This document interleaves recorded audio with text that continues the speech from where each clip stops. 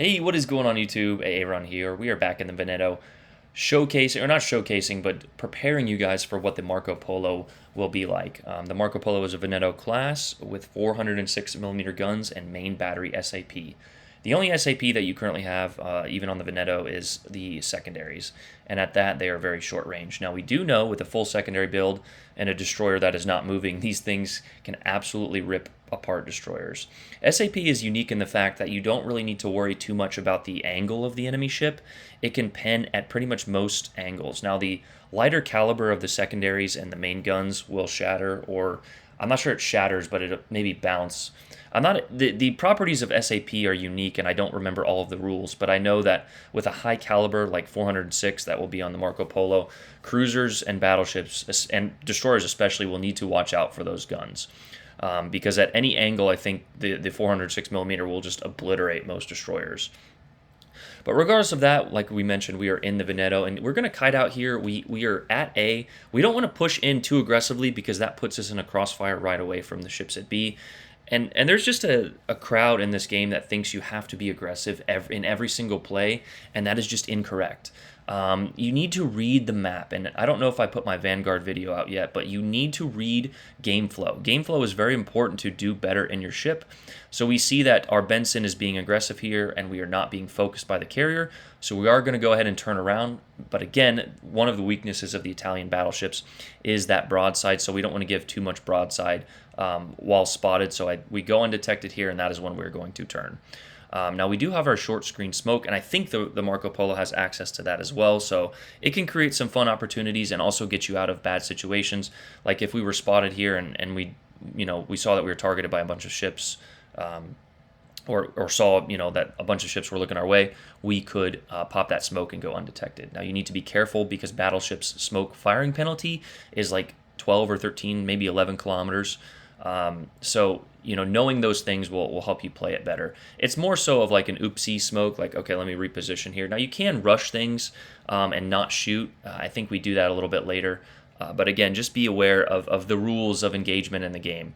But we have a Benson player here who's playing very well and aggressive, so we're going to go ahead and support him. Now we do have this, I think it was an Iowa and a Kansas in the middle here, and we are slightly broadside to them, so I do kind of want to angle in and remove that angle. Unless you're truly like flat broadside, the Italian armor will save you as we actually get a nice punch on that Kansas there. When these guns hit, and we are running the commander with the giant which is the accuracy commander that, of course, you have to pay for. Thank you, Wargaming. So that is going to absolutely help the Italians. Their accuracy is similar to the French in that the vertical dispersion is not the best. But when you can get those guns to hit, they are only 15-inch on this class, and so you can only imagine what the guns on the Marco Polo are going to be. But as you see, another absolutely beautiful salvo on a broadside Iowa there. And with the higher velocity at those medium to long ranges, you're going to be getting the citadels that you may not normally get on a few other ships. Maybe, like some of the Americans with the Alabama and such with slower velocity. But we see that all three destroyers are actually over on this side, so we're going to be saving our damage con. I don't know why I didn't load HE here, maybe because I was trying to focus on the other battleships while pushing in and utilizing our SAP secondaries. As you guys know, those secondaries can be absolutely brutal, and you get a nice little showcase of that here in a second. I'm not sure if the Marco Polo has those secondaries, but we know that the main batteries is equipped with the SAP. So like we mentioned earlier, you will just be absolutely obliterating destroyers at any angles, as well as most cruisers, and definitely certain battleships at certain angles. We take the torpedo here, though. We're going to go ahead and start our flood. We actually pop our smoke, but we have not shot, so we are concealed. We are running target acquisition mod, so we know that if we get within 3 kilometers of a destroyer, he will be guaranteed to be detected, which is just knowing those things is going to help you become a better player.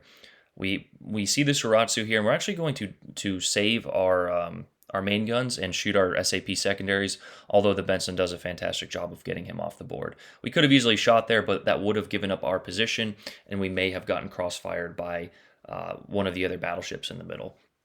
Our team is doing a good job, like we mentioned, on the north side there, getting spots, maintaining, getting the capture point, which is just keys to victory. We are alone here, though, however, at A. But we're just playing it aggressively. Like we mentioned, I'm just kind of having fun with it. We've already got some beautiful salvos. Now we are detected here, and this is a tricky spot, but I'm going to try and dive to these islands. I'm not too worried about the cap. We have 2 caps to their none now, and we're up obviously on ships at this point. We are sacrificing health, and this is a part of being aggressive that some people just don't understand. We talked about people, being way too aggressive early game, but in this situation, it warrants it. Our team has done a fantastic job of securing other flanks and caps. They're getting harassed by the carrier, and if we are just a thorn in their side, even with how bad some blueberries can be, our team should still win this. And we actually have a decent team. That Benson did his job. The other destroyer got the cap. I don't love the carrier chase play to the edge of the map, but honestly, in this situation, it works. I'm going to go ahead and skip ahead a little bit here. This is just kind of a boring part, and this game is over pretty quickly. So catch you in the future. All right, we went ahead and skipped ahead here. We have this Nelson as the enemy carrier goes down. It is an absolute swamp of a game, but I still want to get some fun out of this. Not too much damage in the meantime, but we actually finished this game very strong, and I think we kill all but one of the opponents here. We took out that Nelson's turret, and we do know that we can punch his bow with our 15-inch guns, but he's got a lot of health, and he does have a super heal. We also don't want to give up broadside, as much broadside to the Kansas or to the Nelson. So we're going to go ahead and turn back in as we dodge the torps from the AtCat. The carrier causes him to turn in, or he's turning in to either ram us or try and get a drive-by. At this point, we can't really worry about the Kansas. If he shoots us, then we're just dead either way as we lose a turret. Which we need, so we go ahead and repair it. Now, you saw on the YouTube short, I said I'm just going to pop the smoke inside 2 kilometers here, which is there's 2 reasons. But in the meantime, when the moon hits your eye like a big pizza pie, that's Amore. I hope you guys saw that YouTube short, which got demonetized because I put the song in there. But the rear turret has 3 shots, and they all go into the Citadel. One of the craziest RNG salvos I've had in a minute. But because of our smoke now, we are actually going to go undetected here, and that might have saved us from the Kansas. Now, we do shoot again, which does reveal us, but that smoke had 2 plays into it. So as you can see, that's Amore, yes, an Italiano pizzeria. I think the Kansas was distracted by our entire enemy team, so we did get a little lucky in this situation, but a beautiful dev strike and drive-by on that Nelson. When you are engaging in the drive-by, you want to turn into that player after you've made sure to avoid the ram, on top of getting your guns around early. I see a lot of players trying to follow their guns all the way through as we just leave the Kansas with enough to get the high caliber but not get the kill. As we previously smacked the AtCat for a good chunk of his health. High caliber, dev strike, only 1 kill, but 6 citadels with 40 shells on target. And 130,000 damage. This will be the absolute strength of the Italians, and we get a beautiful finishing salvo, which is helped by the Italian vertical dispersion there, as you see, on the Akatsuki to get the finishing kill. So a beautiful... Yes, my Italian roots are coming out. Pasta, pizza, pizzeria, yes. Third on the board, like we mentioned, we had a very good team. I think the AtCat stole a little XP from all the spotting, but our Benson played very well, and shout out to the rest of our team. 5 people above 2,000 score with 1 disconnect is a very good team. Anything above 2,000 is a good game. I'd say 1,500 is an average game, especially in a carrier. And then, beyond that, our team did a fantastic job, so there wasn't too much XP to be had. We will go ahead and show the full commander build here. With the lady with the giant and you can expect more of the same. Hopefully the Marco Polo brings a lot more aggression into the game, but smart aggression. As we mentioned, we did not just YOLO in right away and use our smoke and get broadsided. I see so many people on Italian battleships just giving up broadside, like sorority girls give up, never mind. But if you play it intelligently, the Italian battleships can be absolute bruisers, and I hope that the Marco Polo is the same, especially with that SAP. I hope they give it decent secondaries as well. Only time will tell. But I hope you guys enjoyed that video, a sneak or a what to expect from the Marco Polo.